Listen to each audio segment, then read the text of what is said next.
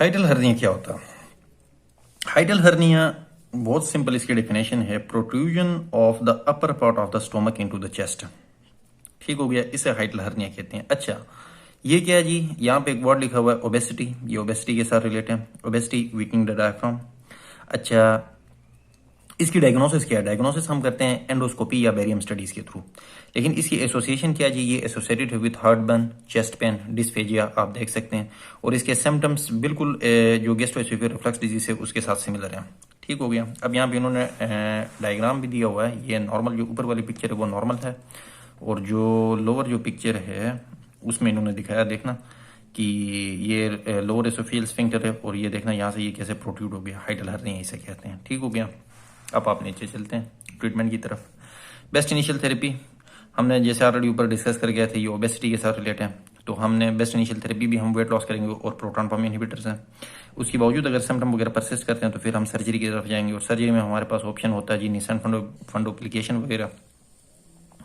अच्छा, दूसरा एक होता है जी पैरा एसोफिजियल हर्निया, वो फिर is more likely to need surgery वगैरह। ठीक है, इसमें हम मोर लाइकली हम डायरेक्ट ही, अगर पैरा एसोफिजियल हर्निया हो तो हम डायरेक्ट ही सर्जरी की तरफ जाते हैं। तो अगर फर्ज करो एक कॉम्प्लिकेशंस हैं इसकी, जैसे गैस्ट्रिक वेल्वुलस वगैरह ऑब्स्ट्रक्शन या स्ट्रेंगुलेशन या परफोरेशन, इसमें फिर ये होता है कि भाई इस्कीमिक या फिर नेक्रोसिस वगैरह का खतरा होता है, जिसकी वजह से हमें इमरजेंसी सर्जरी करना पड़ता है। ठीक है। अच्छा, ये जो बुक मैं फॉलो कर रहा हूँ ये एमटीबी की बुक है मेडिसिन की, तो आप लोग डायरेक्ट बुक से ही पढ़ लेना तो ईजी हो जाएगा, नोट्स वगैरह के चक्करों में ना पढ़ना। अच्छा, बाकी अभी यहाँ पे एक इसने ये टर्म आई थिंक एक्सप्लेन करने की कोशिश कर रहा है, डिस्फेजिया और ओडिनोफेजिया। अच्छा चलो, डिस्फेजिया और ओडिनोफेजिया में वैसे आपको पता होना चाहिए कि डिस्फेजिया क्या है, डिफिकल्टी स्वेलोइंग, सिंपल। ओडिनोफेजिया जो है, अगर स्वेलोइंग के साथ आपको पेन होती है तो फिर इसे हम एडिनोफेजिया कहते हैं।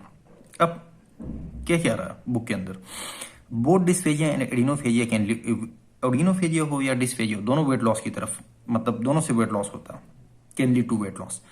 Wait loss can not be used to answer what is the most likely diagnosis. अब हम मोस्ट लाइकली डायग्नोसिस में आप ये नहीं कह सकते कि भाई ये एडिनोफेजिया है या डिस्फेजिया है, क्योंकि दोनों वेट लॉस करवाते हैं।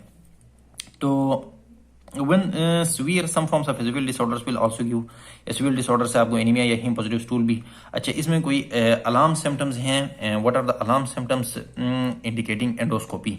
तो ये आपने ट्राइड याद रखना है, weight loss plus blood in the stool plus anaemia, ये इंडिकेट करते हैं कि हम एंडोस्कोपी की तरफ जाएं, हम एंडोस्कोपी परफॉर्म करें। और एंडोस्कोपी का एक और फायदा ये भी है कि एंडोस्कोपी से हम फिर एक्सक्लूड कर सकते हैं कि कैंसर को हम एक्सक्लूड कर सकते हैं। यहाँ पे लिखा हुआ endoscopy should be perform to exclude the cancer. Next topic हमारा है achalasia. What is achalasia? Achalasia is very simple, inability of the lower esophageal sphincter to relax. क्यों? Due to loss of nerve plexus within the lower esophagus. अच्छा, इसकी कोई हमें exact aetiology not clear, लेकिन क्या जी, lower esophageal sphincter relax नहीं होने की वजह से aperistalsis of esophageal body. Most likely diagnosis क्या जी? Young patient, age under 50। अच्छा, इसमें एक जो सबसे मोस्ट इम्पॉर्टेंट जो लाइन है वो अभी मैं पढ़ने जा रहा हूँ, एंड वो है जी ये, progressive dysphagia to both solids and liquids at the same time. एक तो यहाँ पे वर्ड प्रोग्रेसिव याद रखना है कि progressive dysphagia to both solids and liquids at the same time, solids और लिक्विड्स के लिए at the same time dysphagia हो जाता, और इसी कोई एसोसिएशन नहीं है विद अल्कोहल और टबैको यूज। सेकंड, अब हम इसकी डायग्नोसिस की तरफ आते हैं, तो सबसे पहले हम अगर जब बेरियम एसोफेगोग्राम करते हैं तो बर्ड्स बी एसोफेगस। अच्छा, मैनोमेट्री जो है वो मोस्ट एक्यूरेट टेस्ट है, और यही हमें बताता है कि will show the failure of the lower esophageal sphincter, relax नहीं होता। Chest x ray not very specific, not very sensitive, but ये हमें बताता है वाइडनिंग ऑफ द एसोफेगस वगैरह। लेकिन अपर एंडोस्कोपी हम करते हैं तो अपर एंडोस्कोपी में एक्लेजिया के केस में याद रखना हमेशा नॉर्मल म्यूकोजा होता है, नॉर्मल म्यूकोजा इन एक्लेजिया। हाउएवर एंडोस्कोपी पर, क्योंकि ऊपर भी मैं बता गया था, एंडोस्कोपी का हमें फायदा ये होता है कि हम एंडोस्कोपी से हम मैलिग्नेंसी को यानी कैंसर को एक्सक्लूड कर सकते हैं। अब इसकी हम ट्रीटमेंट की तरफ आते हैं। What is the treatment?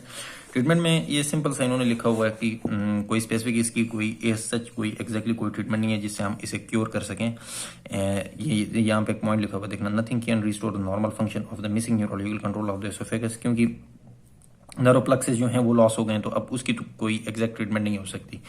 लेकिन क्या है जी, हम उस तरह की ट्रीटमेंट दे सकते हैं is based on the simple mechanical dilatation of the oesophagus को हम करिए, जैसे हम निमोटिक डायलिटेशन, ये क्या है जी 80 to 85% ये इफेक्टिव है। ये कोई एंडोस्कोप होता है जिसकी थ्रू हम इन्फ्लेट वगैरह करते हैं। और सर्जिकल सेक्शनिंग या मायोटोमी, ये क्या करते हैं जी, सिम्टम्स को कम करते हैं। इलिविएट मतलब सिम्टम्स को कम करना। लेकिन surgery is more effective than pneumatic dilatation and more dangerous भी है। ठीक हो गया। देखो अब अगर सर्जरी का हमें फायदा है, मोर इफेक्टिव है, तो फिर मोर डेंजरस भी है। ठीक हो गया।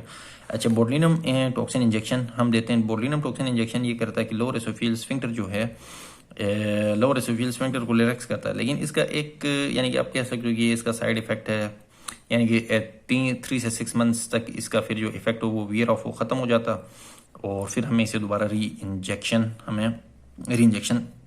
दोबारा यानी कि हमें इसे इंजेक्ट करना पड़ता।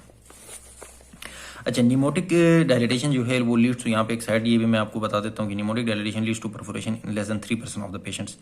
और दूसरा, in the esophagus only cancer and Barrett's esophagus. हाँ, ये बहुत इंपॉर्टेंट पॉइंट याद रखना। एसोफेगस के केस में, एसोफेगस के रिलेट सिर्फ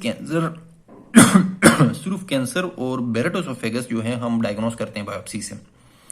ठीक हो गया। जो गोल्ड स्टैंडर्ड जो आप कह सकते हैं, या बायोप्सी से हम इन्हें डायग्नोस कर सकते हैं। Only cancer and Barrett's esophagus are diagnosed by biopsy.